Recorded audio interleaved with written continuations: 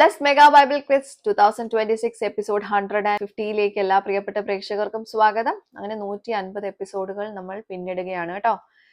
അപ്പോൾ ഇന്നത്തെ പോർഷൻസ് പറഞ്ഞു തരാം. സങ്കീർത്തനങ്ങൾ 119 മുതൽ 122 വരെ, 2 കൊരിന്ത്യർ 1-ാം അധ്യായത്തിൽ നിന്നായിരിക്കും ക്വസ്റ്റ്യൻസ് ഉണ്ടാവുക.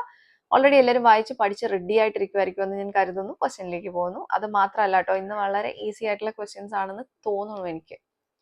നോക്കാം. ആദ്യത്തെ ചോദ്യം, സ്വർഗത്തിൽ എന്നേക്കും സ്ഥിരമായിരിക്കുന്നത് എന്ത്? ക്വസ്റ്റ്യൻ റിപ്പീറ്റ് ചെയ്യുന്നു. സ്വർഗത്തിൽ എന്നേക്കും സ്ഥിരമായിരിക്കുന്നത് എന്ത്? രണ്ടാമത്തെ ക്വസ്റ്റ്യൻ, നേരുള്ളവ എന്ന് പറഞ്ഞിരിക്കുന്നത് എന്തിനെ? നേരുള്ളവ എന്ന് പറഞ്ഞിരിക്കുന്നത് എന്തിനെ? മൂന്നാമത്തെ ക്വസ്റ്റ്യൻ, പുകയത്ത് വച്ച ഒരു ഉപകരണം. പുകയത്ത് വച്ച ഒരു ഉപകരണം. നാലാമത്തെ ക്വസ്റ്റ്യൻ, തമ്മിൽ ഇണക്കിയ നഗരമായി പണിതിരിക്കുന്നത് ഏതിനെ? തമ്മിൽ ഇണക്കിയ നഗരമായി പണിതിരിക്കുന്നത് ഏതിനെ? അഞ്ചാമത്തെ ചോദ്യം, കൊരിന്ത്യ സഭയിൽ പ്രസംഗിച്ചത് ആരെല്ലാം? കൊരിന്ത്യ സഭയിൽ പ്രസംഗിച്ചത് ആരെല്ലാം? കണ്ടോ, എത്ര ഈസി ആയിട്ടുള്ള ക്വസ്റ്റ്യൻസ് അല്ലേ ഇന്ന്.